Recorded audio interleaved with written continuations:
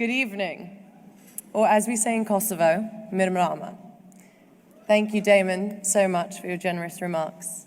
And thank you, Atlantic Council. You have been and continue to be a great friend to Kosovo, and it truly is an honor to be here to celebrate the 60th anniversary. I'm humbled to share the stage with tonight's honorees, Dr. Burla, Dr. Turecci, Professor Sahin.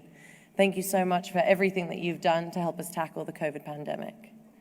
Your Excellency, Ms. von der Leyen, thank you for your leadership, and I can only apologize for the sleepless nights my other country must have caused you during these long and painful Brexit negotiations.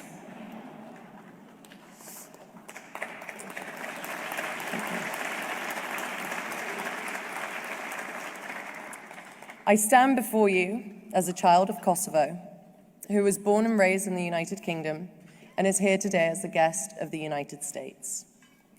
I come from a place most of you will have heard of, but perhaps not in the way I'm about to describe.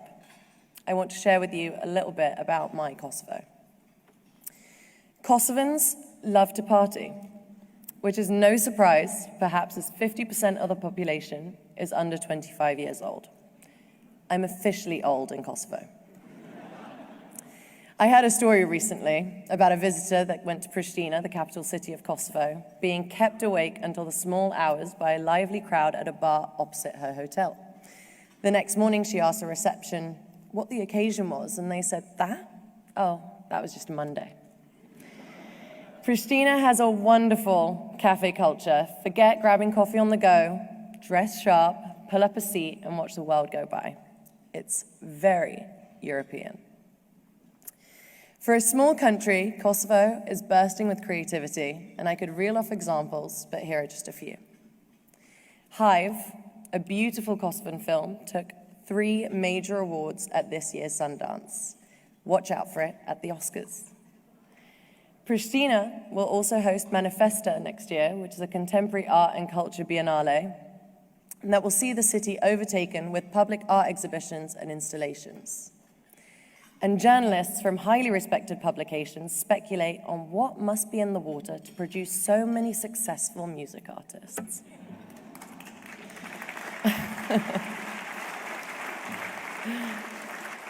All I can say is, give us a chance and we will excel. In 2018, my dad and I founded the Sunny Hill Festival in Pristina, and it quickly became one of the biggest music festivals in the region. It's been a lifelong dream of ours to bring artists to Kosovo, not just so fans can see their favorite bands, but so that the visiting bands can experience our own brilliant and diverse music scene. The second part of our dream will soon become reality, and I couldn't be more excited to share our plans for the Sunny Hill Foundation with you. We've signed an MOU to create the Sunny Hill Arts and Innovation Center in Pristina, and we very much hope that work will start next summer. Thank you.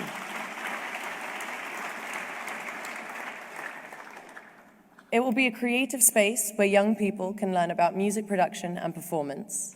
For those who want to break into the industry, there will be workshops run by visiting artists and producers from all over the world who will share what they've learned. And for others, the center will be a place to build confidence, learn some skills, and most importantly of all, have some fun. The first concert I ever went to was Method Man and Redman. It was in Pristina, and I was 13. It was a bit random, really cool, and definitely not quite age appropriate. But it wasn't like I had any actual choice of shows. Kosovo is just too small a market to be included on most world tours. So now we bring artists to Kosovo. And without exception, everyone that we've invited to perform at the Sunny Hill Festival, from Miley Cyrus to Calvin Harris, is just blown away by the whole experience. They say it's one of the best shows they've ever done, as the energy is so roaring, the audience so present, and the welcome so sincere. The best performances are when you have that really great chemistry with the audience, and that somehow always seems to happen at Sunny Hill.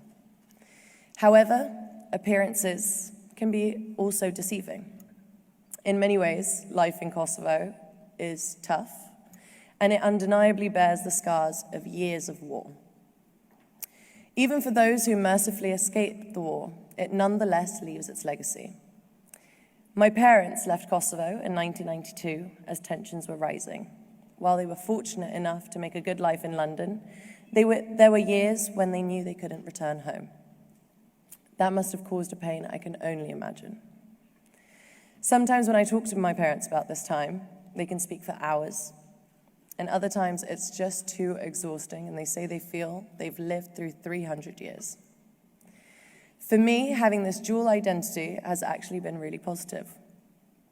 I'm always flattered when people comment on what they call my immigrant work ethic. It's true, it's a gift that's been passed down the generations.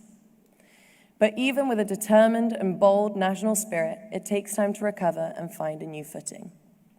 Today, Kosovo still faces many challenges, and often it's the young generation who bear the brunt of it.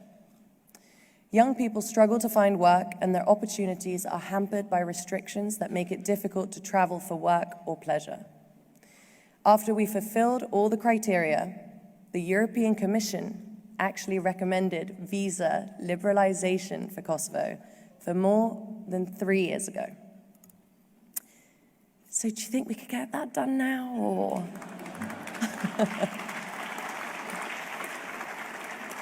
Kosovo is also the youngest country in Europe in another way. We are just 13 short years into our journey of independence. And as part of a strong international community, we will thrive emotionally, we will thrive economically and culturally. It's in our DNA. While it still breaks my heart that the United Kingdom chose to leave the European Union, rather than dwell on this, I would rather recall that the first purpose of the EU is to secure peace through unity. Wouldn't it be fitting if Kosovo could take its place within that peaceful union, thrive economically alongside our neighbors, and heal the hurt of recent conflict? With that vision in mind, thank you.